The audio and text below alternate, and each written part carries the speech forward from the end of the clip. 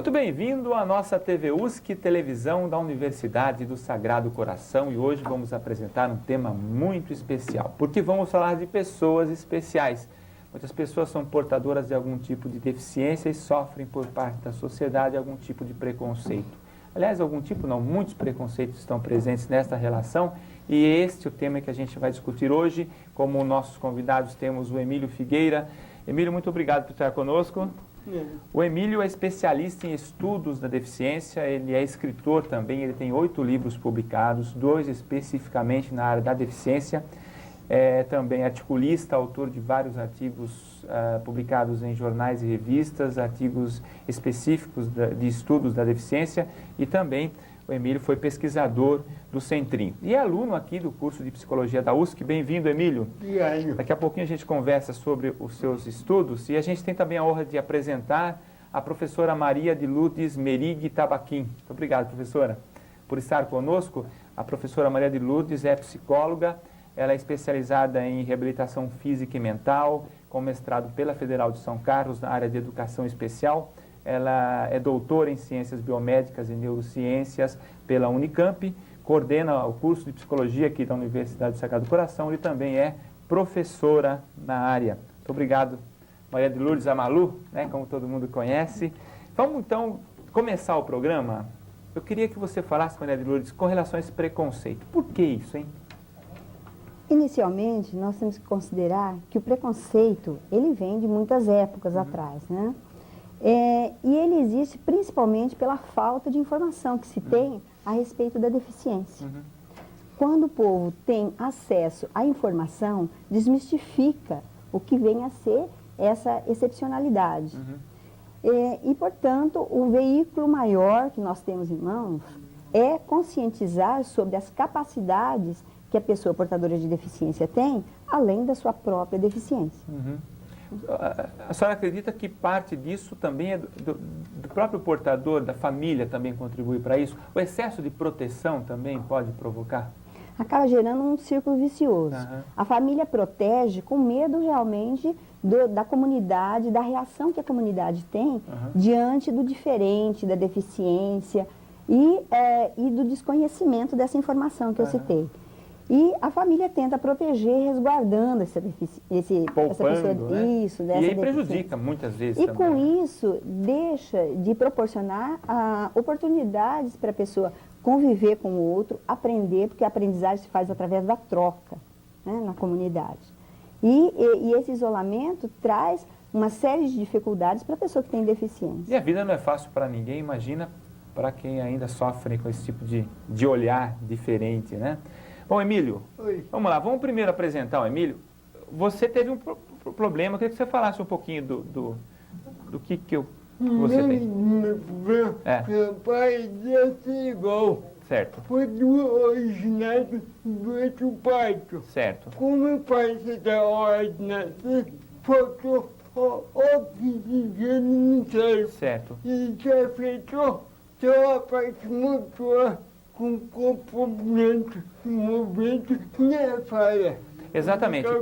Isso é importante, porque todos nós somos diferentes, né? Se alguém olhar para a minha orelha, para o meu nariz, não vai achar igual, né? Eu acho que todo mundo aqui tem um jeito diferente de ser. Não quer dizer que um é melhor que o outro. O Emílio tem um jeito especial de ser, como eu tenho o meu jeito, a Malu tem o jeito dela, quem está assistindo também tem, né? Então todos nós somos iguais graças às nossas diferenças, não é verdade? E o Emílio tem uma capacidade incrível no sentido intelectual também. E ele tem aí prova disso, são as suas publicações, a sua produção é muito grande. E dentro dessa produção, Emílio, alguma vez você percebeu, sentiu que as pessoas te olhavam diferente por você ter esse lado especial teu? Eu acho o seguinte, a pessoa diferente, uma pessoa com deficiência, é comum. Sim. Que vem da falta de conhecimento da pessoa. Isso é um direito dela. Mas está na mão do povo deficiente se mostrar enquanto pessoa. O preconceito pode ser quebrado a partir do momento que o povo portador de deficiência se põe na rua, provar até de seu objetivo, criam dificuldade, a mitad do tempo tinha um grande aliado para acabar com o preconceito. Exato. Em todo momento que eu senti preconceito, eu sempre fiz alguma coisa para reverter, em vez de deixar me iluminar. O Emílio, é engraçado, eu conheço o Emílio já há um bom tempo, ele tem esse lado também, a força de vontade dele e o potencial dele realmente não só quebra um pouco desse preconceito que quem não conhece direito acaba tendo, mas ao mesmo tempo ele acaba sendo um exemplo para outras pessoas, né, Malu? Isso ajuda? Eu gostaria assim de reforçar até um aspecto complementar, que a paralisia cerebral é um acidente que acontece, né? É uma predisposição do momento e que causa uma alteração motora. E não necessariamente existe comprometimento mental. Eu trabalhando em clínica, eu senti muito isso com os pais que tinham os bebezinhos e tiveram um diagnóstico de paralisia cerebral, essa confusão. Achar que a criança, com aquele quadro motor comprometido, acabaria tendo um comprometimento mental também. É uma coisa muito associada. Você acredita que... E não é, na verdade. Você acredita que a Quando pessoa... tem, é só um adendo ao quadro de paralisia cerebral, é associado. Você acredita que uma pessoa consciente, porque a pessoa que tem um problema mental, acredito eu que o grau de consciência do preconceito, embora exista, obviamente, é menor um pouco do que aquela pessoa consciente. Tá? Sim, ela Você acha que isso se torna um pouco mais difícil?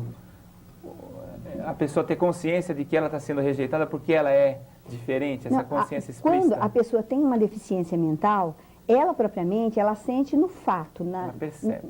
Quando ela está, por exemplo, a criança está no parquinho brincando e as crianças rejeitam, que é uma atitude de preconceito, ela vai sentir que não quer brincar com ela. Sim. Mas a família sente que há uma rejeição maior da criança em si. Porque quando as outras crianças rejeitam a criança em si, o que vai acontecer? Ela vai entender, olha, não quer brincar comigo nessa atividade. A família interpreta, as crianças não aceitam a criança como um todo, em nenhum momento. Né? Então, a criança que tem uma deficiência mental, ela faz uma leitura do aqui e agora. Certo. E a criança que não tem, ela tem uma projeção maior, ela elabora de uma maneira a generalizar o fato da discriminação naquele momento para outras situações. Emílio, fala um pouquinho das suas obras. Tá? Eu queria que você comentasse um pouquinho do conteúdo delas, para o pessoal pode conhecer um pouco mais da sua linha de pesquisa. A minha linha é mais social do que acadêmica.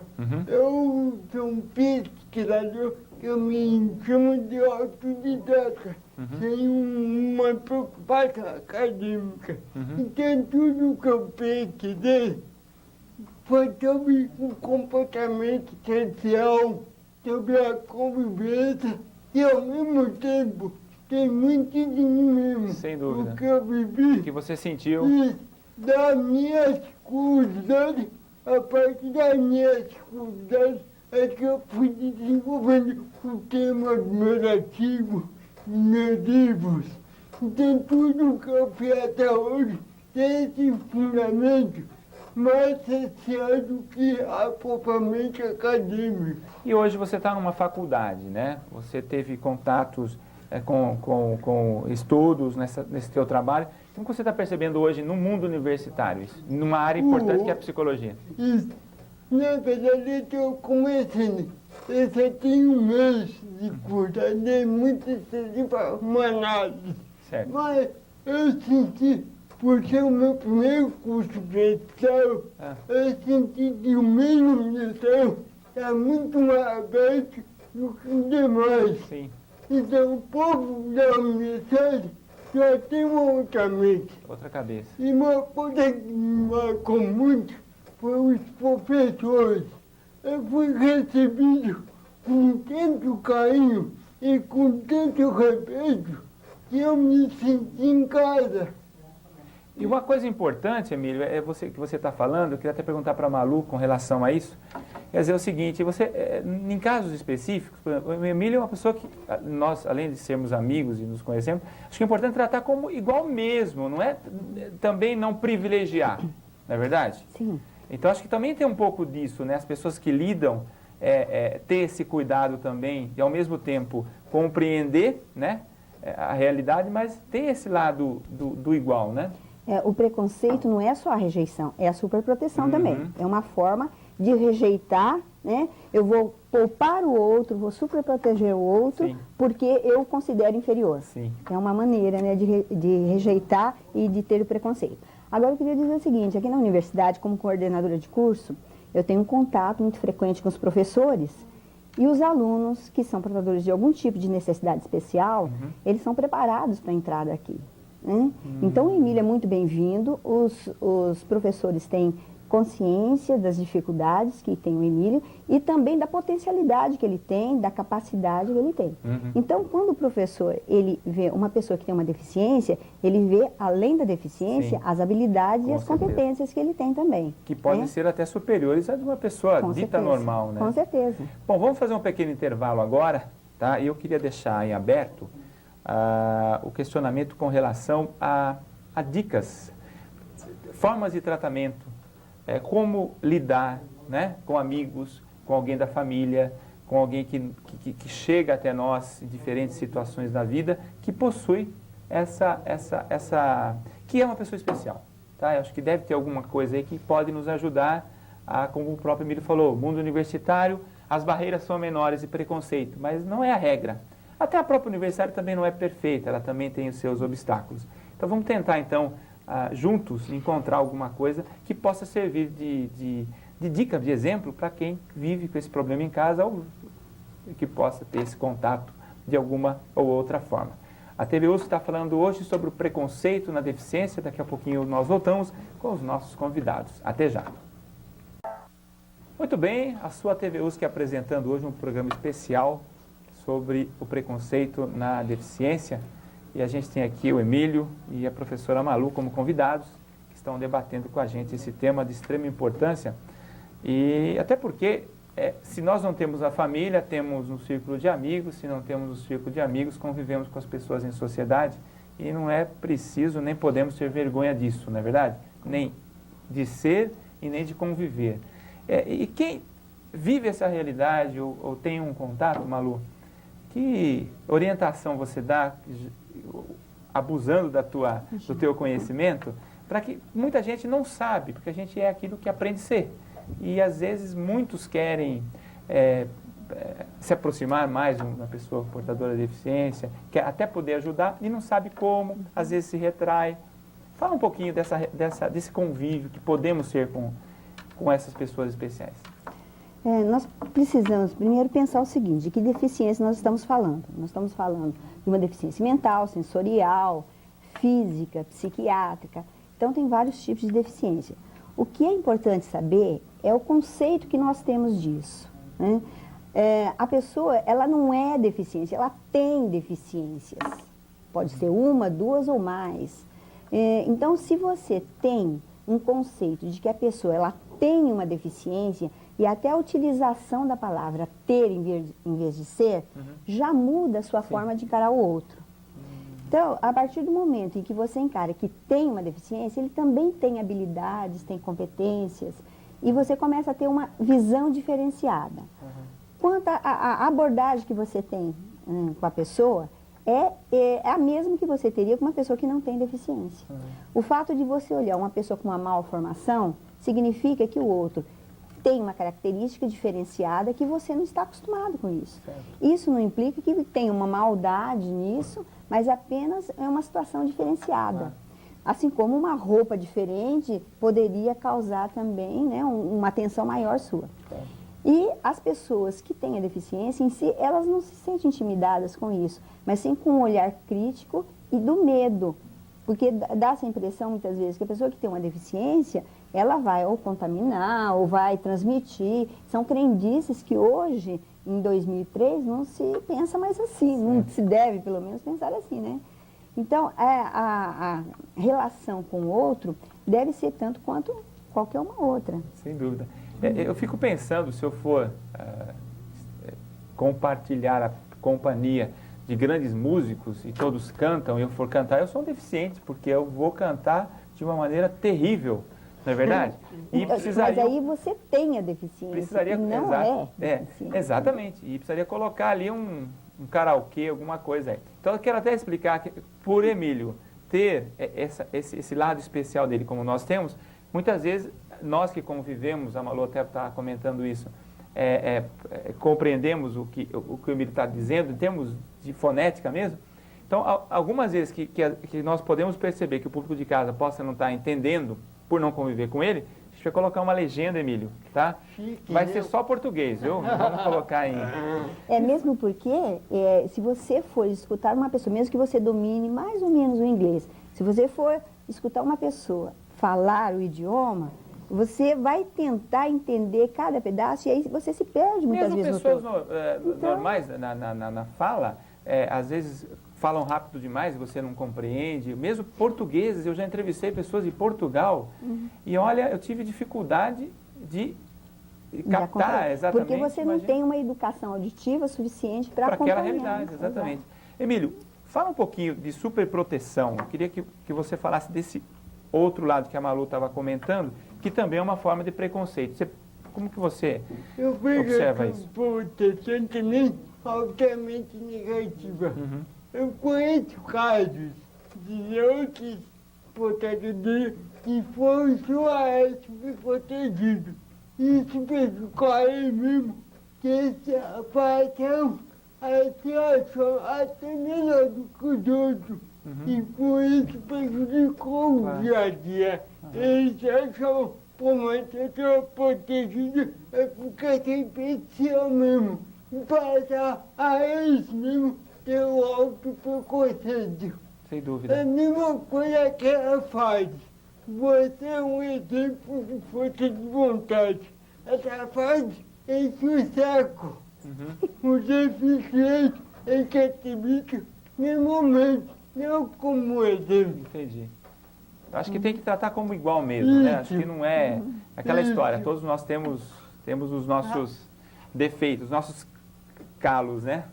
Pois é. Malu, eu queria que você comentasse um pouquinho como que a universidade trata isso. Você coordena um curso de uma área, especialmente a psicologia, naturalmente ela é voltada para esse cuidado. Mas a universidade como um todo, lógico que você não pode falar em nome dela, você cuida de um curso, mas você vive nela e sabe o que ocorre. Como que você percebe isso, tanto na USC como no mundo universitário em geral?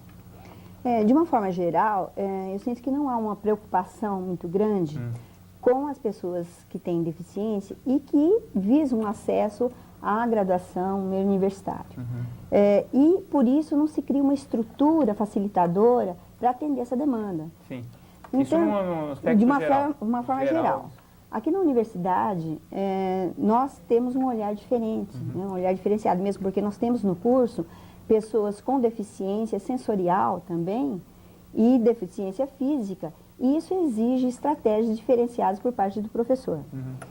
Nós temos critérios com relação desde a entrada do aluno, na época do vestibular, até o processo do curso em si e a sua formação. Então, existe um comitê que dá assessoria às pessoas que têm deficiências e que precisam de recursos diferenciados em sala de aula ou fora da sala de aula, né? E o apoio aos professores também. O que eu percebo também é o seguinte, o mundo é feito, o pessoal fez uma medida, tirou uma média da população, não sei exatamente que média que é, de peso e altura. Eu tenho 1,90 m de altura. Olha, qualquer balcão que eu vou, qualquer mesa que eu vou trabalhar, eu tenho um problema sério de coluna. Claro que o mundo não pode viver em minha função. Pessoa que tem um pouco mais de peso, se viajar de ônibus, não tem como. Vai ter que comprar 2 poltronas, dependendo do caso. Avião, então, nem se fala. E eu percebo que os instrumentos de viabilização da sociedade, trânsito, estabelecimentos privados ou públicos, as próprias universidades e outros espaços físicos, não estão adequadamente preparados para uma pessoa diferente, né? Sim, mas eu acho que já existe um caminhar a isso, né? Você vê a construção de rampas, toda essa parte arquitetônica. Você está vendo, mas ainda é... Não, é precário ainda. É precário em algumas universidades, nós temos, principalmente as estatais, né? No entanto, aqui na universidade existe uma preocupação já há um bom tempo em ter recursos facilitadores, estruturais, né? Didáticos e recursos humanos também. Né? Porque o trânsito é uma coisa terrível, porque nem a pessoa que anda normalmente consegue, às vezes, ultrapassar uma rua. Porque o fluxo é tão... privilegia tanto o veículo que o pedestre passa quando sobra espaço. Né? É uma coisa muito... Imagina quem tem dificuldade de locomoção, de cadeira de roda. Você tem esse tipo... o Emílio caminha normalmente, ele se vira... Né, Emílio? Você anda de ônibus. Isso. E sozinho, né? A maioria das vezes e tal. E eu queria que você falasse um pouquinho de como que você supera esses obstáculos. Que eles existem, né? Eu tinha uma teoria que, dependendo do lugar que eu frequento, eu tiro a região primeiro. Qual que é o disposto mais fácil para atravessar, aonde é melhor, mas nem sempre envolve a pontos para a gente atravessar com segurança. Sim, sim. E uma outra técnica que eu tenho é sempre ser muito amável com a pessoa. Por exemplo, motorista de ônibus. Todos eles, eu falo bom dia, compartilho, eu criei um ciclo de amizade. Então, sempre quando eu estou com uma dificuldade, eu tenho alguém para ajudar. Pandemia, eu já falo na guia, eu já falo um dia assim, a educação também derrubou muita barreira. Você tocou num ponto, eu queria até aproveitar, Emílio, e querer saber o teu modo de pensar sobre. Às vezes a gente sofre um acidente, né? Acontece um problema. Ontem eu levei um tombo terrível. Eu fui abrir o portão, que chamaram lá, que era o correio, a hora que eu fui, estava molhado o chão, levei um tombo. Machuquei o braço, xinguei todo mundo. Claro que para mim mesmo, né? Oh, como que deixou isso molhado? Quer dizer, você tem uma coisa boa, que é o lado também de não ficar se lamentando também, né? Acho que é isso. Eu penso o seguinte, a revolta, a mente, a pessoa que fica revoltada, obviamente, ela não tem tempo de fazer nada na vida. E quem tem muita atividade e objetivo, já tem tempo de ficar revoltado. Sem dúvida. Revolta para mim é coisa de quem não tem o que fazer. Eu acho que esse é um sinal positivo, né, Malu?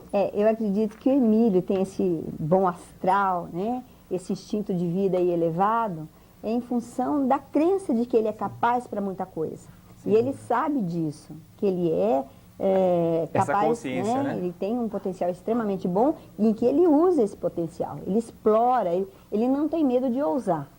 Tá ok. Malu, muito obrigado pela sua participação. Prazer é meu. Maria de Lourdes Merig Tabaquim, que é psicóloga especializada em reabilitação física e mental. Ela tem mestrado pela UFSCar na área de educação especial, é doutora em ciências biomédicas e neurociências pela Unicamp, coordena o curso de psicologia aqui da Universidade do Sagrado Coração e é professora da USC. Está aí contribuindo bastante com a gente. Quer dizer, deu para perceber que a Malu tem assim uma experiência bastante grande realmente na área e certamente nos proporcionou conhecimentos riquíssimos nesse nosso programa. Muito obrigado. Obrigado ao Emílio Figueira. O Emílio é escritor. E você não falou dos seus livros de poesia, hein? A gente vai fazer um outro programa sobre isso. Vamos fazer. Tá? E quem quiser adquirir o seu livro, que quer conhecer o seu trabalho, como que faz, Emílio? Meu livro tem toda posição independente. Sim. Tem alguma forma de contatá-lo? Tem meu e-mail. Pode deixar? Pode deixar. É emiliofigueira@uol.com.br. Inclusive os poéticos. Maravilha. Tá ótimo. Então, Emílio, muito obrigado. Emílio é ex-pesquisador do Centrinho e também aluno de psicologia da Universidade do Sagrado Coração. E a gente, então, fica, né, mais uma vez com os nossos agradecimentos a você, em especial, que sempre nos acompanha aqui na TV USC, do canal Universitário de Bauru. Até o nosso próximo programa.